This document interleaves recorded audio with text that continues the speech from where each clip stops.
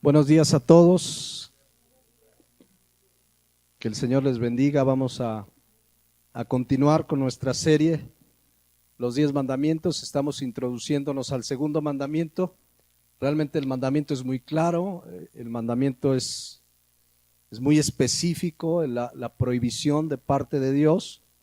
Y estamos introduciéndonos apenas, realmente no nos llevará, yo creo que esta y la próxima enseñanza, porque es bastante claro. Vamos a darle lectura y veremos la claridad de este mandamiento. Comenzamos desde el versículo 1. Y habló Dios todas estas palabras diciendo: Yo soy Jehová tu Dios, que te saqué de la tierra de Egipto, de casa de servidumbre. No tendrás dioses ajenos delante de mí. Y comienza el segundo mandamiento que hace 8 días iniciamos. No te harás imagen ni ninguna semejanza de lo que esté arriba en el cielo, ni abajo en la tierra, ni en las aguas, ni debajo de la tierra. No te inclinarás a ellas, ni las honrarás, porque yo soy Jehová tu Dios, fuerte, celoso, que visito la maldad de los padres sobre los hijos hasta la 3ª y 4ª generación de los que me aborrecen, y hago misericordia a millares, a los que me aman y guardan mis mandamientos. Rápidamente un repaso. El primer mandamiento deja en claro en Éxodo 23: no tendrás dioses ajenos delante de mí. Deja muy en claro que solo Dios merece nuestra adoración. Dios debe ser el objeto de nuestra adoración, nadie más. Eso deja muy en claro el primer mandamiento. Sabemos que no hay Dios fuera del Dios de la Biblia. Cualquier Dios al que han honrado las civilizaciones en generaciones anteriores, o los dioses que adoran nuestra civilización, son dioses falsos, porque hay un solo Dios verdadero. Y por eso dice Éxodo 24: no te harás imagen ni ninguna semejanza de lo que esté arriba en el cielo, ni abajo en la tierra, ni en las aguas debajo de la tierra. No te inclinarás a ellas, ni las honrarás, porque yo soy tu Dios fuerte, Jehová tu Dios fuerte, celoso. Este segundo mandamiento, decíamos, prohíbe incluso la adoración a Dios a través de imágenes. Ninguna imagen podría representar a Dios. Veíamos en Juan 4:24, Dios es espíritu. Dios prohíbe el hacer cualquier imagen de arriba del cielo, en la tierra, debajo de la tierra, con el objeto de culto o adoración, aunque el objeto de culto y adoración sea Dios mismo. Dios prohíbe: no te harás. Tú, yo, nadie nos haremos, es un mandato. Y las imágenes que se mandaron de parte de Dios a hacer en el Antiguo Testamento tenían un objetivo, pero nunca de adoración ni de inclinarse. Incluso el templo de Salomón fue adornado hasta con unos leones y por ahí unos bueyes, etcétera, etcétera, pero nunca hubo el objeto de honra, adoración, ni creer que son intermediarios, ni la serpiente que Dios mandó a Moisés hacer cuando Dios envió las serpientes que los mordían. Aunque después, ya veremos la semana entrante probablemente, pues les quedó su corazón idólatra, los llevó a adorar a esa serpiente, de tal manera que hubo un rey que tuvo que destrozar esa serpiente. Pero el mandamiento, regresando a lo que estamos viendo, el mandamiento es: no te harás imagen ni semejanza, y dice el versículo 5, no te inclinarás ante ellas. La palabra inclinar, les decía, en el hebreo significa rendir homenaje, arrodillarse, hacer culto, humillarse, hacer reverencia. Ninguna imagen, persona, objeto de la creación de Dios merece que se le rinda homenaje, culto, reverencia. Yo les decía que todavía en algunas iglesias cristianas hay la costumbre de llamarle al pastor reverendo, y reverendo viene de reverencia.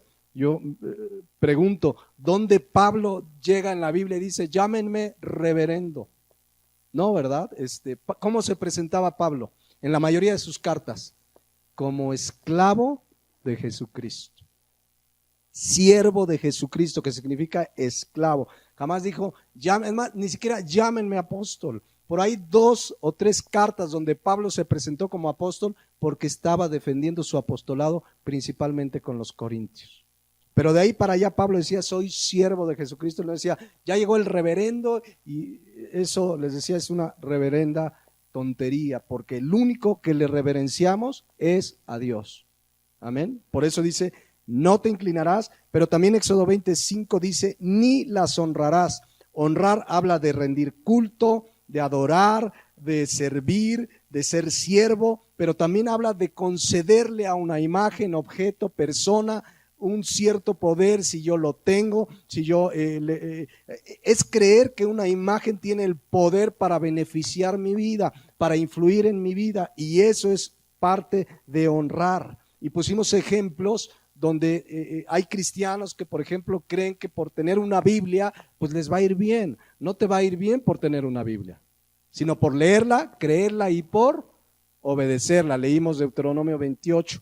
Hay cristianos que dicen, bueno, yo tengo un pececito porque me va bien cuando tengo mi pececito en el carro. Tampoco, qué bueno que lo tengas como un decoro. Cuentan los historiadores que los primeros cristianos, como estaba la persecución, hicieron el famoso ictus, que por cierto son las iniciales de nuestro Señor, pero que era el pececito y lo ponían como identificación. Como eran perseguidos, se identificaban con un pececito, cuentan los historiadores. Pero de ahí a creer que el pececito me va a traer buena suerte, o Dios me cuida por traer un crucifijo, o por tener un versículo en la casa, o por tener una pulserita roja que representa la sangre de Cristo, todo eso es parte de concederles un cierto poder a esas cosas. El único en el que confiamos, el único poderoso, ¿es quién? Dios. Entonces, ya hablamos de eso hace 8 días, pero quiero que veamos en este versículo o en este mandamiento la razón que el propio mandamiento da de por qué no debemos hacernos imagen ni semejanza, ni inclinarnos, ni honrarlas. Vamos a leerlo, Éxodo 24.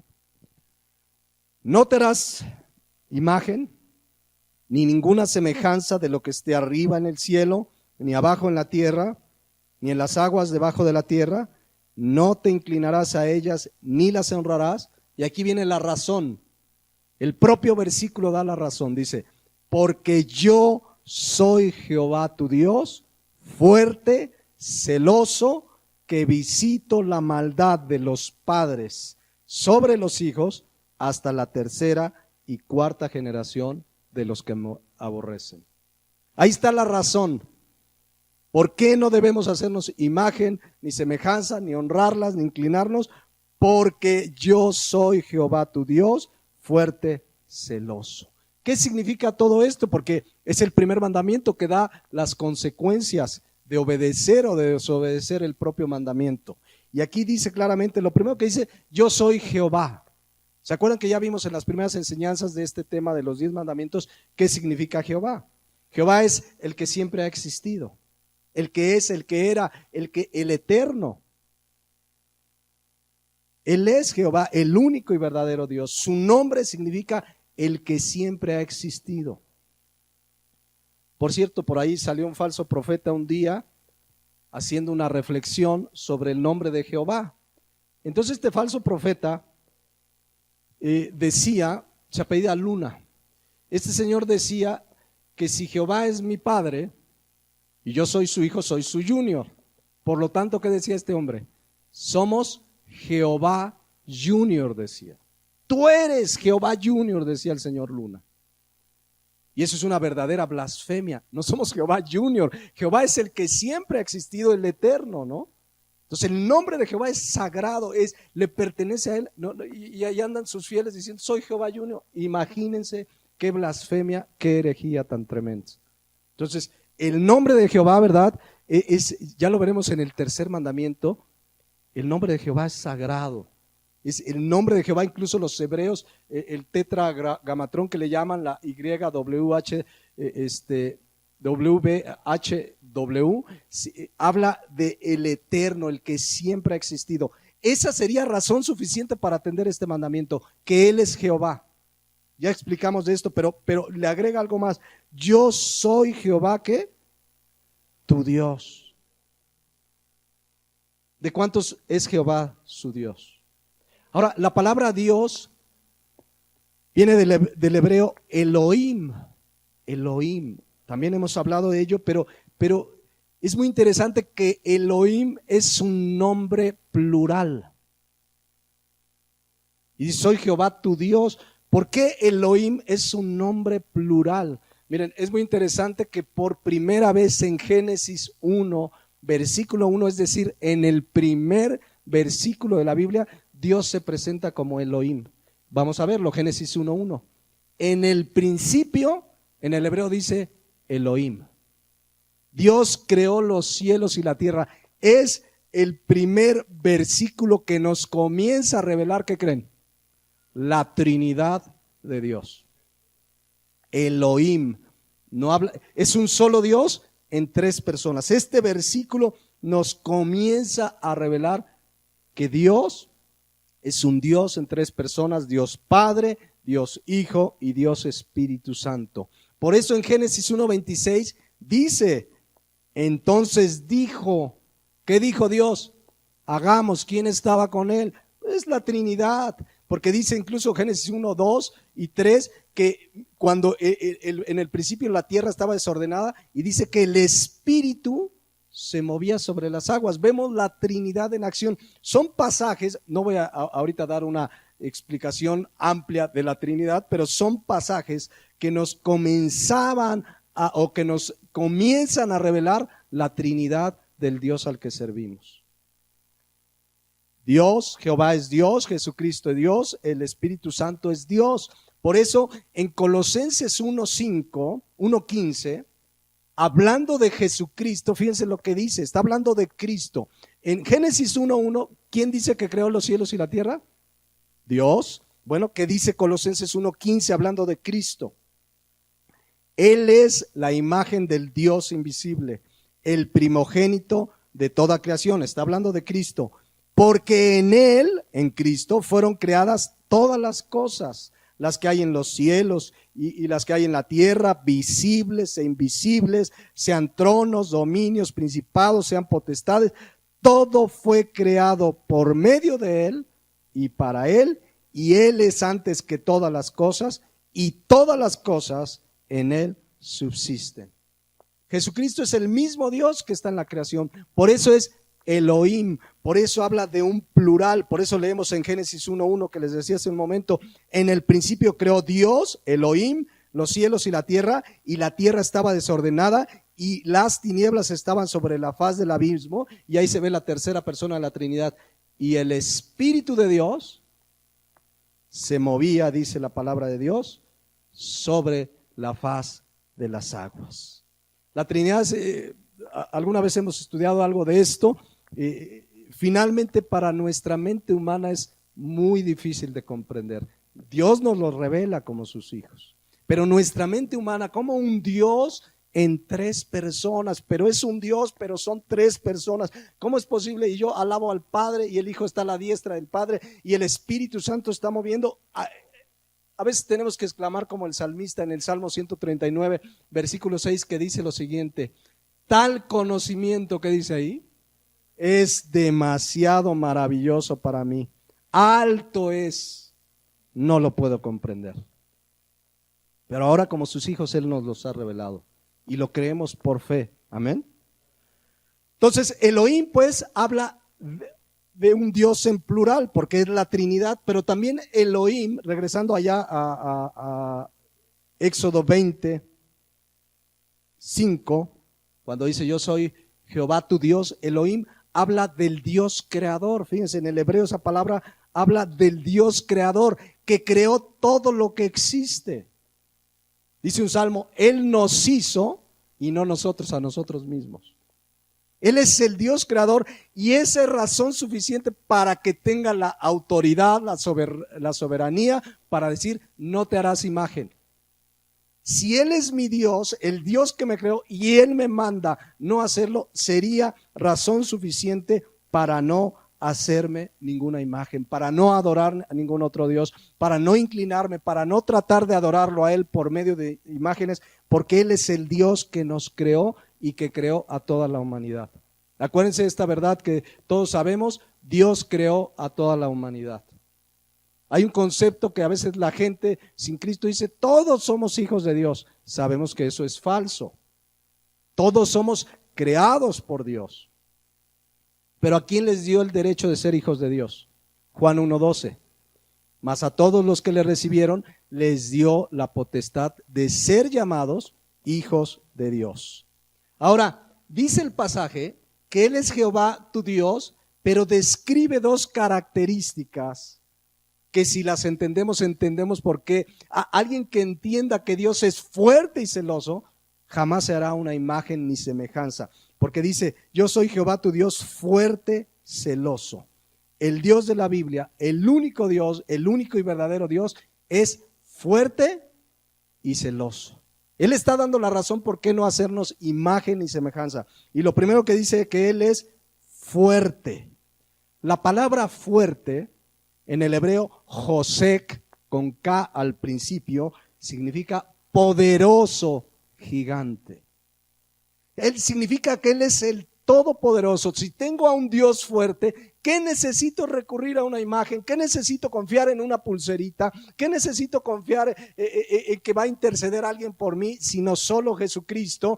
¿Qué necesito esas cosas si tengo un Dios fuerte, poderoso, gigante? Él es Dios fuerte. Por cierto, fíjense, confirmando la Trinidad, en Isaías 9:6, se está profetizando el nacimiento de Jesucristo.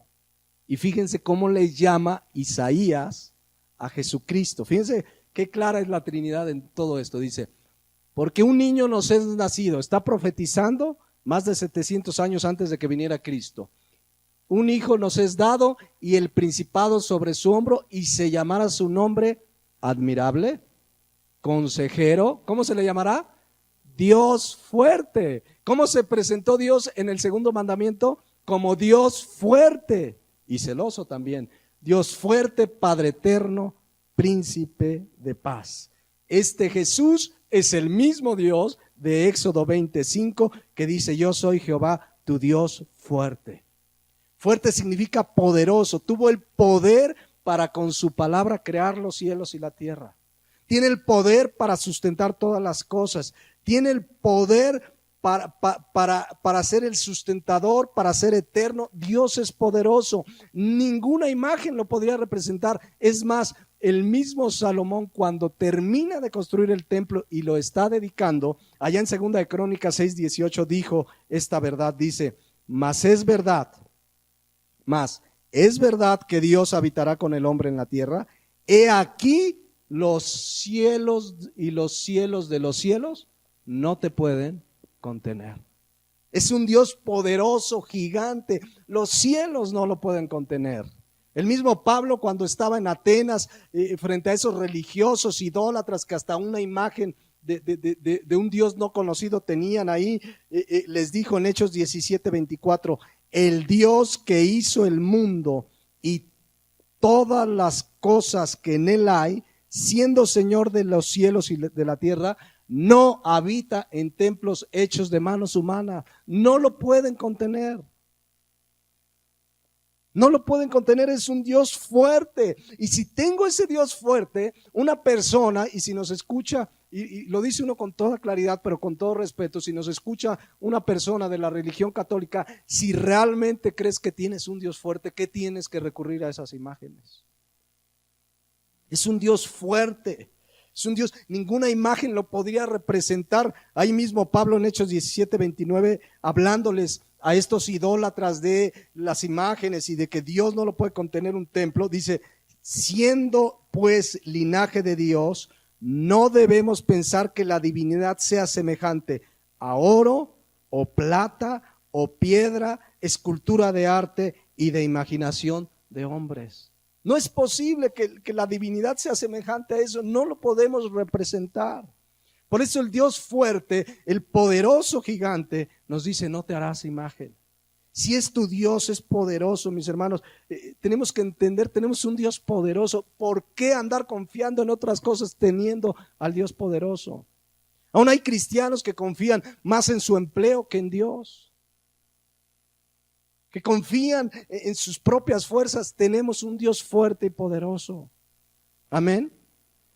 Entre paréntesis, si alguien esta mañana está pasando una dificultad, un problema en su salud, en su economía, una circunstancia que no puedes, clama a Dios, acércate a Dios. Él es fuerte y poderoso. Ven humillado delante de Él y clama su ayuda. Yo no sé qué va a hacer, cómo va a obrar en tu vida, pero te aseguro que el Dios fuerte y poderoso algo va a hacer para traer paz a tu vida. Amén. Él es fuerte. Jeremías lo supo, dice en Jeremías 20:11, dice, mas Jehová está conmigo como ¿qué? Como poderoso gigante. Por tanto, y estos pueden ser tus problemas, dificultades, un enemigo, dice, por tanto, los que me persiguen tropezarán y no prevalecerán, serán avergonzados en gran manera porque no prosperarán, tendrán perpetua confusión que jamás será olvidada. Aleluya. Ese es el Dios al que le cantamos hace un rato. Cuando empezamos el servicio, mis hermanos, y le comenzamos a cantar, le estamos cantando a Dios. Yo les decía hace un rato, el comenzar alabando a Dios no es para dar tiempo a que los que llegan tarde lleguen a la hora del sermón puntual. Es para adorar al Dios fuerte y poderoso. Amén. Dice el Salmo 37:5, encomienda a Jehová tu camino y confía en Él. En Él. Confía en Él. Él va a hacer. ¿Qué va a hacer? No lo sé. Es soberano. Es soberano, pero es un Dios fuerte, poderoso. Pablo le decía a los Efesios, fíjense lo que dice, y aquel, en Efesios 3:20, y aquel que es poderoso para hacer todas las cosas mucho más abundantemente de lo que pedimos o entendemos, según el poder que actúa en nosotros. ¿Cuántos realmente creen que tienen un Dios fuerte, poderoso? En Él confiamos, en Él confiamos. Nuestra confianza está en Dios, en el Dios fuerte. Decía el salmista y exclamaba en el Salmo 89:8, oh Jehová de los ejércitos, ¿quién como tú? Poderoso eres Jehová y tu fidelidad te rodea. Y ese poder, el poder de Dios, es el que nos asegura que Él que nos salvó y que nos dio vida eterna, lo cumplirá cuando estemos en su presencia. Dice 2 Timoteo 1:12, Pablo padecía muchas dificultades, pero tenía una seguridad. Fíjense lo que dice, por lo cual asimismo padezco esto. Y vaya que había padecido Pablo persecuciones, golpes, azotes, cárceles por causa de Cristo. Pero vean lo que dice, pero no me arrepiento o no me avergüenzo, porque yo sé a quién he creído y estoy seguro que es ¿qué? Poderoso para guardar mi depósito para aquel día. Porque Él es poderoso. Él es poderoso. Es poderoso. Por eso podemos estar seguros de su promesa. Si tú has creído en Jesucristo como Señor y Salvador, tienes la seguridad eterna de tu salvación, porque no depende de ti, sino de su gracia y de su poder. Si algo de la salvación dependiera de nosotros, entonces sí, a ponerse a temblar. Pero no depende de nosotros. Fue su gracia la que nos rescató. Y Él es poderoso, dice, para guardar nuestro depósito para aquel día. Entonces, regresando a Éxodo 20:5, dice, yo soy Jehová tu Dios fuerte. Esa es razón suficiente para no hacernos imagen, no inclinarnos, no honrarlas. Pero también Dios da una característica de su divinidad. Dice que es celoso. Ahora, los celos siempre nos vienen aquí las ideas como que el chico que está celando al otro amigo que quiere con la amiga y pensamos en esos celos, pero no. Ahorita les voy a explicar claramente qué es celos, porque ese tipo de celos que implican envidia, que implican celos, en el griego viene de celotes, que habla de envidia, codiciar y enojarse por lo que otro tiene. Entonces hay gente que tiene celos porque el hermano está estrenando carro. Esos celos están condenados en la Biblia como pecados. Es más, dice Gálatas 5 que son obras de la carne. Vamos a leerlo nada más rápidamente para que vean ahí. y manifiestas son las obras de la carne, manifiestas, visibles, tangibles, que son adulterio, fornicación, inmundicia, lascivia. ¿Cuál otra? Idolatría. Vean ahí. Hechicerías, enemistades, pleitos, celos. Les digo, en el griego es la palabra celotes. Y no es que son celos grandes, ¿no? Pero es celotes con Z y significa anhelo, deseo de tener algo, tener coraje o envidia por lo que el otro hace o tiene. Y hay muchos celos. Luego hay celos, fíjense, hasta entre pastores. En Estados Unidos, no sé si aquí, pero en Estados Unidos de repente un pastor acaba de construir un local muy bonito y el otro ya quiere superarlo. No, acá ya tienen uno de 600 metros y hay que construir otro, y si allá ya tienen unas bocinas, lo último en tecnología y luces y láser, hay una competencia porque hay celos, fíjense, entre pastores. A lo mejor aquí también. No lo sé, dice César, no sé. Pero hay celos. ¿Y cuántos miembros en tu iglesia? Híjole, no, tiene más miembros. ¿De quién son las ovejas? Son del Señor. Jeremías predicó el arrepentimiento, y ¿cuántos se le convirtieron a Jeremías? Uno diría, es un profeta fracasado. Él llevó el mensaje. La obra, el que da el crecimiento es el Señor. Nosotros somos comunicadores del evangelio, no tenemos el poder de convertir a nadie. Somos instrumentos de su gracia, pero el que los convence de su pecado es el Espíritu Santo. Pero bueno, entonces vean cómo los celos son obras de la carne. Entonces, ¿a qué se refiere con que Dios es celoso? Fíjense, en el hebreo celos, viene una palabra hebrea, caná, que es muy parecido, pero significa celos, un celo y un anhelo, en este caso de Dios, que provoca enojo por lo que está mal. Déjenme explicarlo para tenerlo bien claro, porque claro que Dios en su celo se enoja, pero este celo es un celo de Dios cuando alguien hace algo que solo le corresponde a Él, como es la adoración. Es decir, cuando una persona adora un ídolo, una imagen, la adoración ¿a quién le pertenece? Solo a Dios. Entonces, cuando alguien le da a esa imagen lo que solo le pertenece a Dios, viene el celo de Dios que provoca su ira. Es decir, solo Dios tiene el derecho de la adoración. Y si tú, yo, cualquier persona adoramos, honramos, le damos el primer lugar a cualquier cosa que no es Dios, viene el celo de Dios porque nos anhela celosamente. Porque además es su derecho que le adoremos. Solo a Él. Fuimos creados para adorarle. El propósito principal por el que Dios nos creó es adorarle a Él. La iglesia, Jesucristo la compró con su sangre preciosa para adorarle y darle la gloria a Dios. Y también tenemos una responsabilidad y predicar el evangelio. Pero el propósito es que le adoremos. Así vamos a estar en la eternidad adorándole.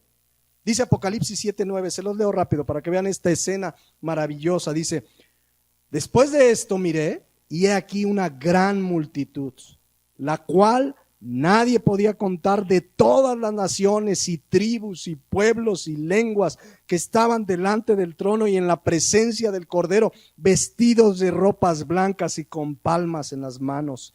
Y clamaban, ahí están adorando, y clamaban a gran voz diciendo, la salvación pertenece a nuestro Dios que está sentado en el trono y al Cordero. Y todos los ángeles estaban en pie alrededor del trono y de los ancianos y de los 4 seres vivientes, y se postraron sobre sus rostros delante del trono y adoraron a Dios diciendo, amén. La bendición y la gloria y la sabiduría y la acción de gracias y la honra y el poder y la fortaleza sean a nuestro Dios por los siglos de los siglos.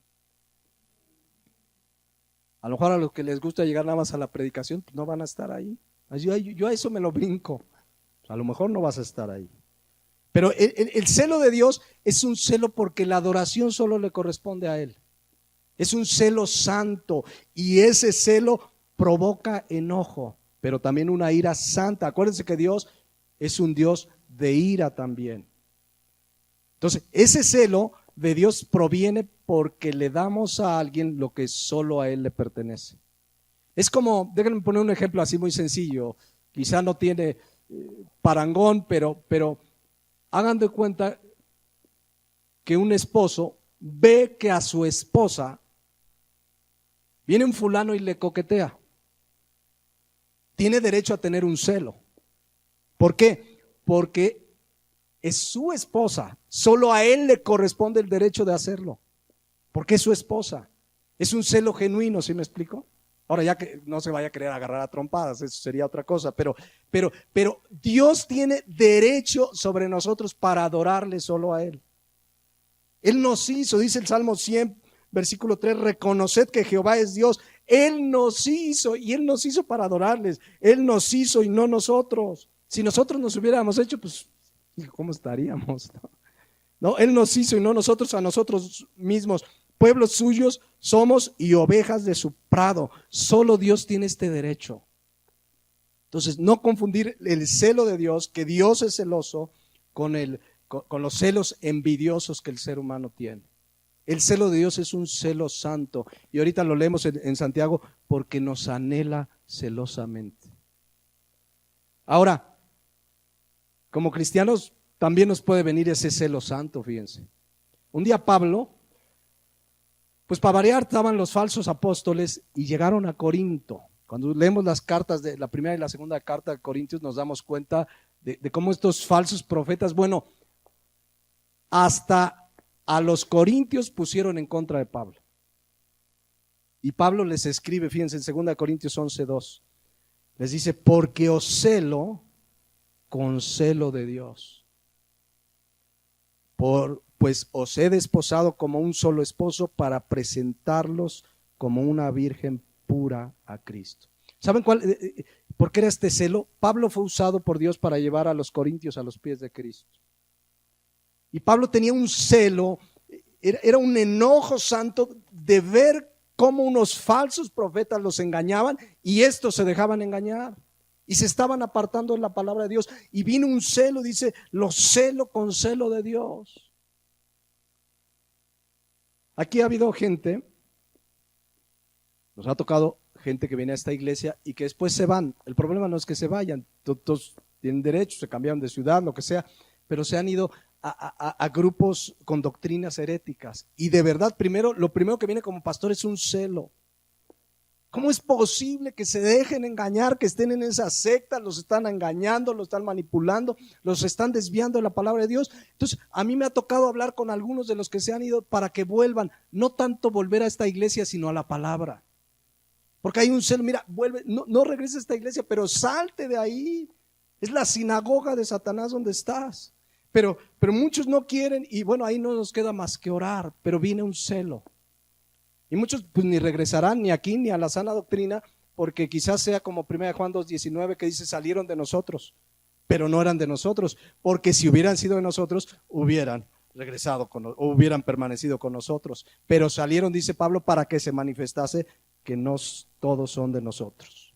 Entonces, si viene ese celo de pronto, hermano, ¿qué anda haciendo por ahí? Un día llegó un hermano y me dijo, oye, es que me invitaron a un encuentro. Le digo, pues, ¿qué no te has encontrado todavía? Y le digo, mira, todavía yo no sabía mucho de esos encuentros. Tenía idea de que era, por supuesto, una doctrina incorrecta, pero le dije, no vayas. Pero es que me invitaron, dice que se siente, mira, de verdad, a ver, dime qué hacen ahí. Entonces, le digo, investiga y vienes y me platicas a ver qué hacen ahí. Y llegó y me dijo, no, que todos los que han ido ahí tienen prohibido decir lo que ahí sucede. Pues fue a su encuentro. Y ya no lo encontramos desde entonces. De verdad, desde ahí ya no lo encontramos. Entonces él sí se encontró, pero ya no lo encontramos. Entonces, bueno, es un celo, pues el celo de Dios es un celo santo. Él merece la adoración y cuando alguien quiere desviar la adoración a una imagen, a un objeto, viene el celo de Dios. Aun cuando la gente que va a la iglesia, el cristiano se va al mundo, viene el celo de Dios. Un cristiano en el mundo, si realmente se va al mundo y es cristiano, es nacido nuevo, pues va a regresar. pero hay unos que allá se quedaron. Por eso dice Santiago 4:4, fíjense cómo les llama a esos que se van al mundo. Oh almas adúlteras, ¿no sabéis que la amistad del mundo es enemistad contra Dios? O sea, se relacionan con el mundo íntimamente, tienen negocios con el mundo. ¿Te imaginas un cristiano en un antro del mundo ahí festejando no sé qué y en el mundo y haciendo las cosas del mundo y gozándose con las cosas del mundo? Bueno, esa es una alma adúltera. Por eso dice, cualquiera pues que quiera ser amigo del mundo se constituye enemigo de Dios. Y luego viene lo que quería enseñarles. Versículo 5. ¿O pensáis que la Escritura dice en vano, el Espíritu que Él ha hecho morar en nosotros nos anhela ¿qué? Celosamente, con todo el derecho, porque solo Él merece la adoración? Cuando alguien se amista con el mundo, se vuelve enemigo de Dios. Y viene el celo de Dios. Él nos anhela celosamente. Ahora, quiero decirles, este es el primer mandamiento, regresando a Éxodo 24, que habla directamente en el propio mandamiento de las consecuencias de obedecerlo o desobedecer ese mandamiento. Vamos a leerlas, ahí están, desde el 4.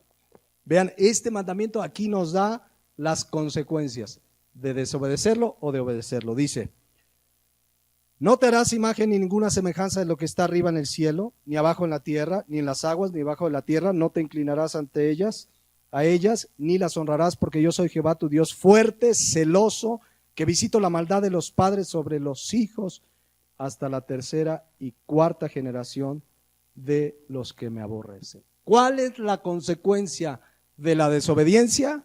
Dice ahí, que visito la maldad de los padres sobre los hijos hasta la tercera y cuarta generación de los que me aborrecen.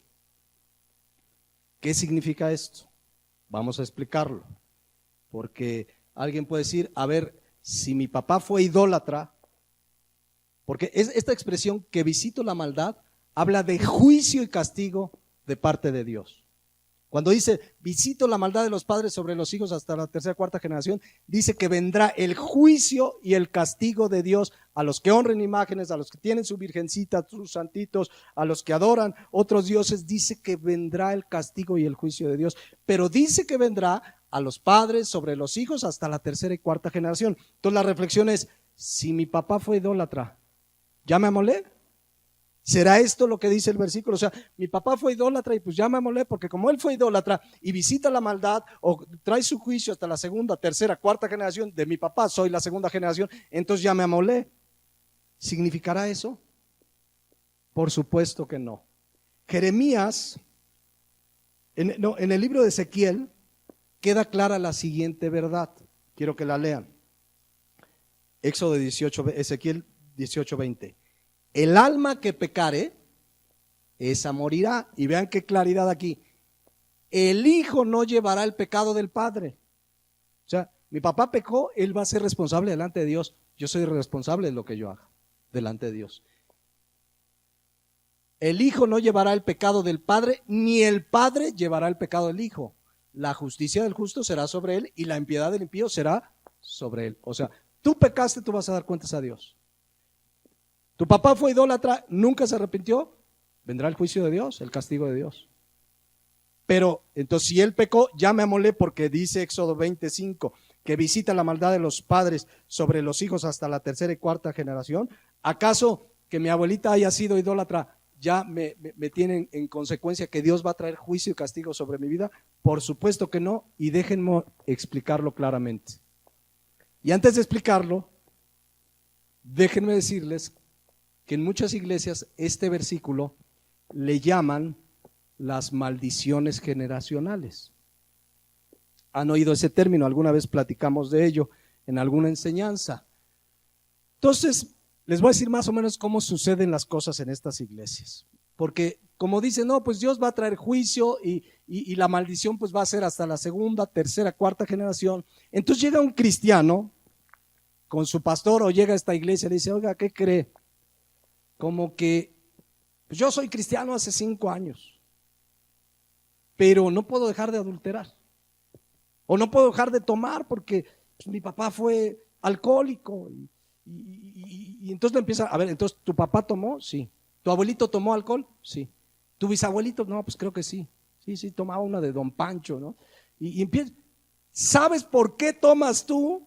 Es una maldición generacional. Tu papá tomó, tu abuelito tomó, entonces lo que tú necesitas, y lo invitan a una liberación, en un encuentro, en una reunión, en un retiro, necesitas renunciar a los pecados de tus padres para que se rompa, porque ahorita lo que está pasando es que Dios está visitando la maldad de tus padres sobre ti. Entonces hacen una reunión, hasta a veces invitan a varios, a veces personal, a veces les llaman encuentros, y entonces le dicen, a ver, tienes que renunciar por los pecados de tu abuelo.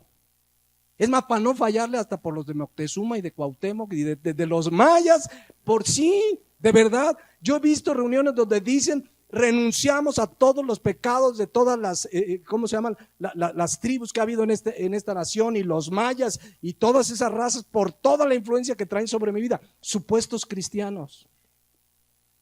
Y si es mujeriego, pues a lo mejor tu pariente fue Pancho Villa, por aquello de las dos mujeres a la orilla. Entonces renuncia, y es más, dice, vamos a escribirlo aquí, y le ponen unos papeles, a ver, vamos a escribir, y yo renuncio, y esto, y tal. Es más, y al más puro estilo de los ocultistas, prenden una fogata. Y entonces todo eso que anotaron y renuncian lo echan al fuego, y empiezan a gritar, ¡soy libre! Pregunta, ¿qué no habían conocido la verdad del evangelio? Cristo dijo en Juan 8:32, conoceréis la verdad y la verdad los hará libres. ¿Libres de qué? Vean el versículo 33. Dice, le respondieron, linaje de Abraham somos y jamás hemos sido esclavos de nadie. ¿Cómo dices tú seréis libres? Y ya Cristo se los aclara. Jesús le respondió, de cierto os digo, que todo aquel que hace pecado, esclavo es del pecado. Pero ¿qué sucede? Versículo 32, cuando conocemos la verdad del evangelio, nos hace libres. ¿Libres de qué? De la esclavitud del pecado. No necesito andar renunciando por los pecados de Moctezuma, ni de Cuauhtémoc, ni de Pancho Villa, ¿sí me explico? Porque ahí los tienen. Entonces, una de dos, o no les ha sido alumbrado su entendimiento, o no han nacido de nuevo, porque 2 Corintios 5:17 dice, de modo que si alguno está en Cristo, nueva criatura es. Las cosas viejas pasaron, excepto las maldiciones generacionales. ¿Así dice?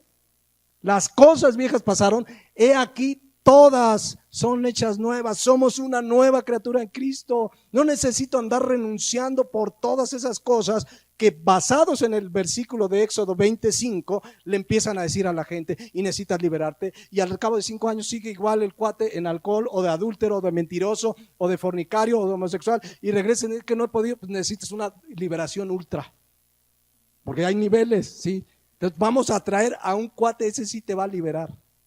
¿Por qué no le presentan a Jesucristo y que se arrepienta de sus pecados? Amén.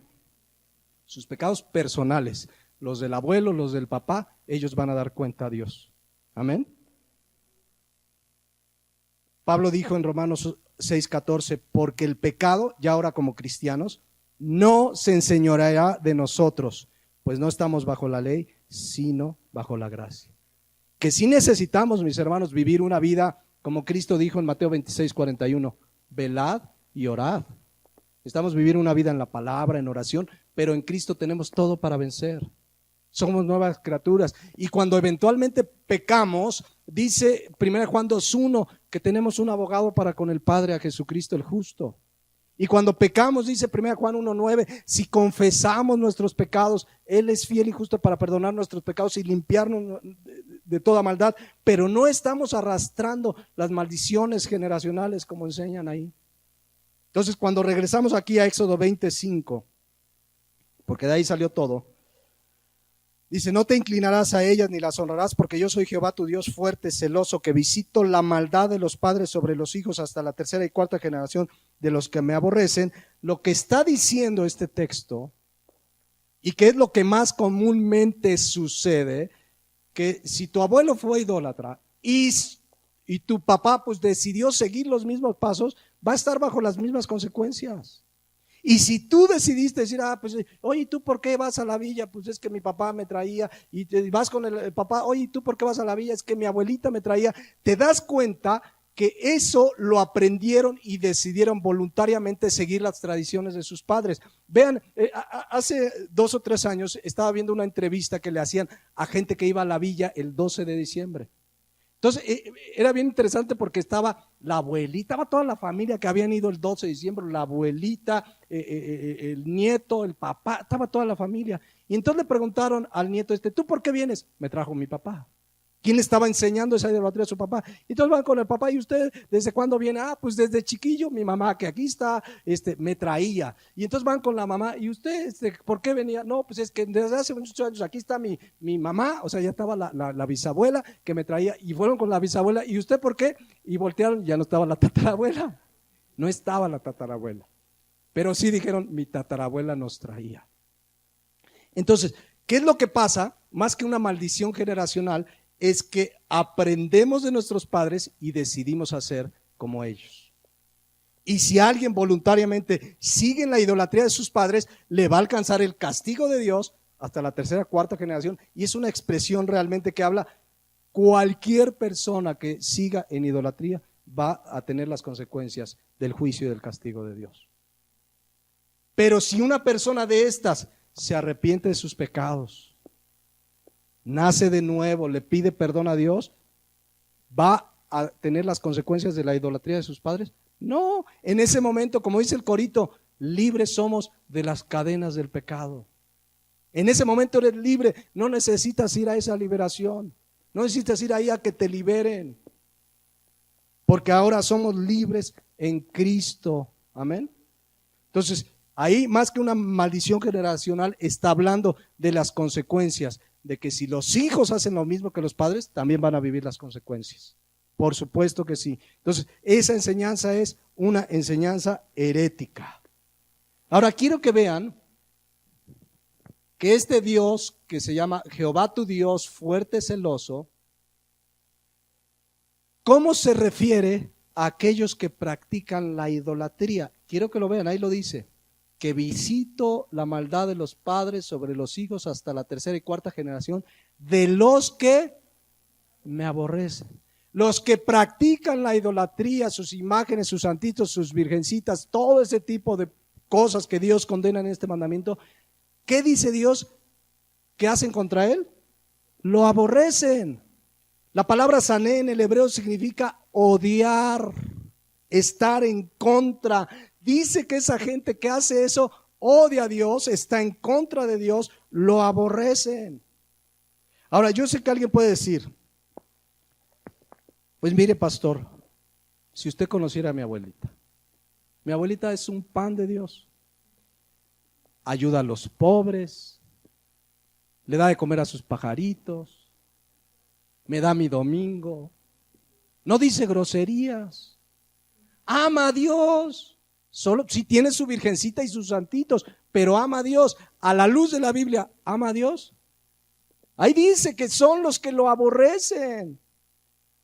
Yo doy el ejemplo de la abuelita, porque yo tuve una abuelita que, mis hermanos, hacía obras de caridad como no tienen una idea. Yo cuando llegaba a ir a su casa a México, siempre había bolsas de ropa, de despensa. ¿Y para qué es eso, abuelita? No, le vamos a llevar a los de acá. Entonces ella vivía por la colonia Portales, una colonia pues muy pobre por la zona donde vivía ella, y entonces siempre era bien, digamos, activista en la cuestión de ayudar a los necesitados, pero era una mujer muy idólatra.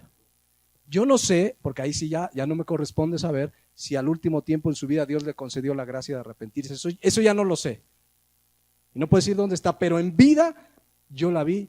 Y era una mujer muy idólatra. Su casa, yo me acuerdo cuando nos quedábamos, a mí hasta miedo me daba porque tenía santitos, vírgenes de diferentes colores, güeras, morenas, de verdad, de verdad, de todo. Entonces, y se juntaban todos los jueves a rezar el rosario y los viernes a no sé qué, y uno decía, es una persona que ama a Dios. Bueno, a la luz de la Biblia no. A la luz de la Biblia son de los que lo aborrecen. Qué fuerte, pero así es de claro.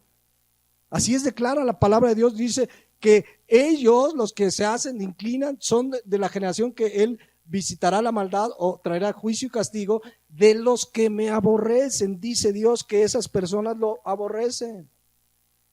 O sea, la idolatría, mis hermanos, ya voy a continuar en 8 días, pero la idolatría es algo bien serio.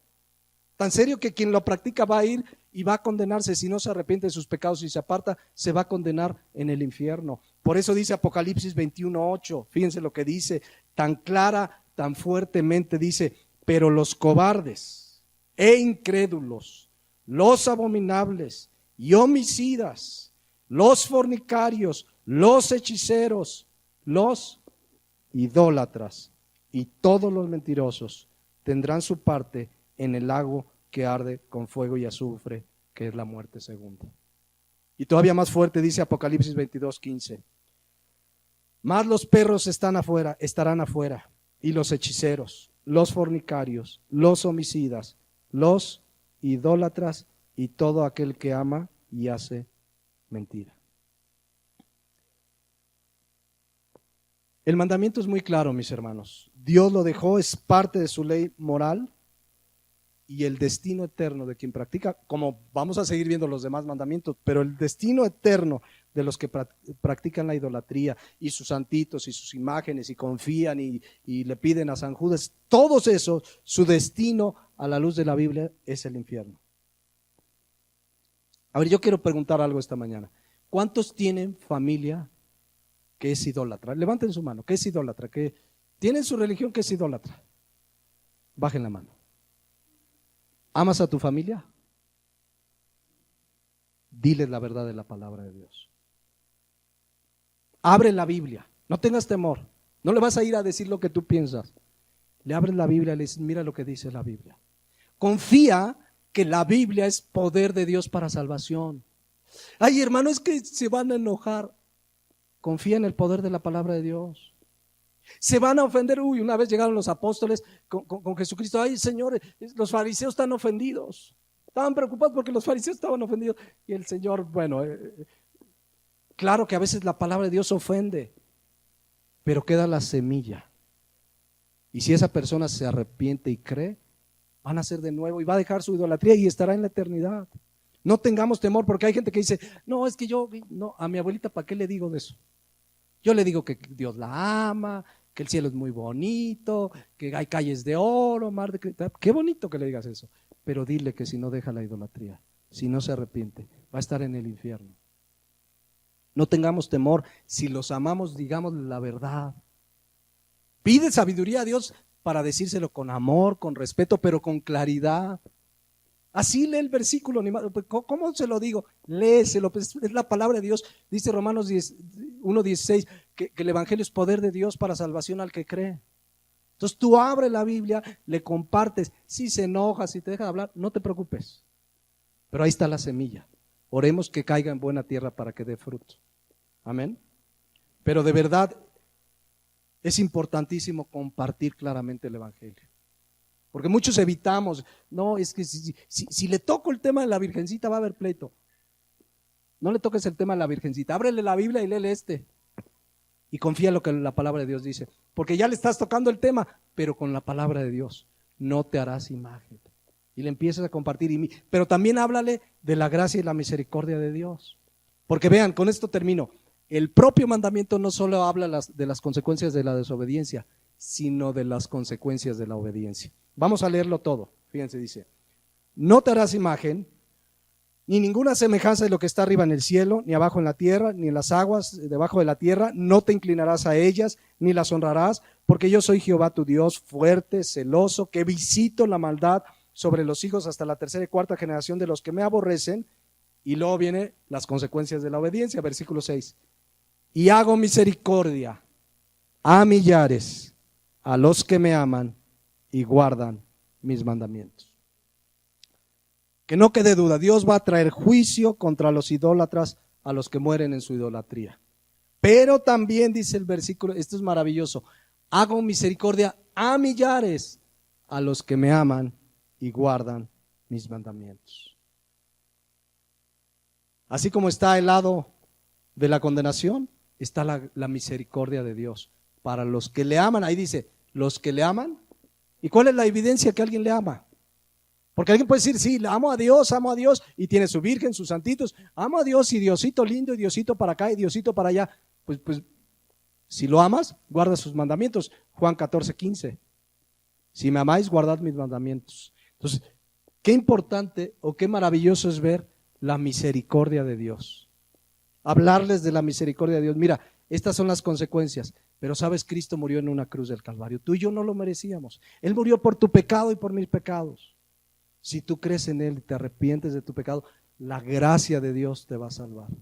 Porque como dice Lamentaciones 3:22, por la misericordia de Jehová no hemos sido consumidos, porque nunca decayeron sus misericordias. Entonces, regresando para terminar Éxodo 26, Dios hace misericordia a los que le aman y guardan sus mandamientos. Qué maravilloso. Por supuesto que está la condenación, pero está el lado de la gracia y la misericordia de Dios. El que le ama, guarda sus mandamientos. De verdad, si alguien nos escucha y sigue en su idolatría y dices que amas a Dios, aquí dice la palabra de Dios, el que ama a Dios, guarda sus mandamientos. Y su mandamiento es, no te harás imagen, ni ninguna semejanza, no te inclinarás, no las honrarás. Vayamos y compartamos esto a nuestra familia, mis hermanos. Vayamos con toda claridad. Siempre que vas a compartir el Evangelio, ora para que el Espíritu Santo te use. Memoriza la palabra. Si no llevas la Biblia, memoriza la palabra. ¿Qué versículos? Siempre contestemos con la Biblia. Oye, ¿tú qué piensas? No, mira, te voy a decir lo que dice Dios. Oye, pero ¿tú qué piensas si yo tengo una imagen? No, mira, esto es lo que dice Dios. Porque al citar la palabra estamos citando poder de Dios para salvación. Amén. Vayamos y prediquemos el Evangelio. Y todos levantamos la mano, todos tenemos familia que está en el supuesto de la desobediencia del segundo mandamiento. Vamos a orar a Dios. Les invito a que cierren sus ojos.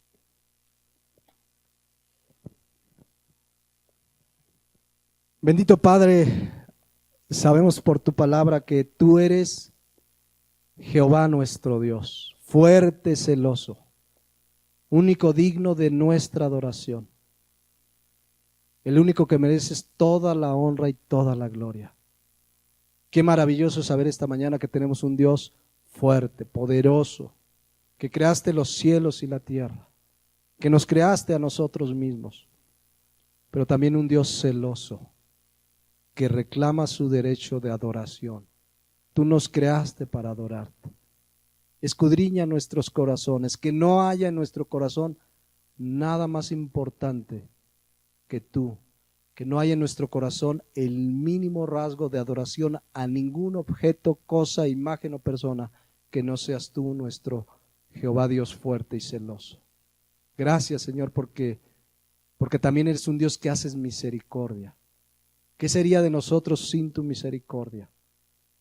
Porque nosotros no merecíamos ser perdonados, pero tú mostraste tu amor en que siendo aún pecadores, Cristo murió por nosotros. Te damos gracias en esta mañana. Señor, yo quiero pedirte por alguna persona que esta mañana, aquí o que alguna vez escuche en internet este mensaje, que todavía tiene sus imágenes, que todavía tiene sus santitos, aunque dice que no los idolatra, pero ahí los tiene y ahí confía en ellos y les pide y todavía tiene esta clase de idolatría. Yo te pido que tu palabra y tu Santo Espíritu le muestren la gravedad de ese pecado. Que tu castigo y tu juicio será sobre los idólatras. Y yo te pido que tu Santo Espíritu le convenza de su pecado y se arrepienta de sus pecados y deposite su fe en el único que puede salvarlo, en Jesucristo. Pongámonos de pie, mis hermanos. Bendito Padre, en esta hora te pido que también como iglesia, en lo personal, cada uno de nosotros, vayamos y prediquemos con claridad el mensaje del Evangelio. Y el mensaje del Evangelio implica sí hablar de tu amor, sí hablar de tu misericordia, sí hablar de tu gran amor al derramar tu sangre en esa cruz del Calvario, pero también confrontar a la gente con la realidad del pecado. Y en este caso a los que viven en idolatría. Danos el denuedo, el valor, la claridad para compartir a nuestros familiares católicos la gravedad de la idolatría. que puedan ver en tu palabra, tu mandamiento, y tu Santo Espíritu les convenza de su pecado y se vuelvan de los ídolos al Dios verdadero. Úsanos, bendito Padre. Gracias te damos en esta hora, en el nombre de Jesús. Amén. Amén.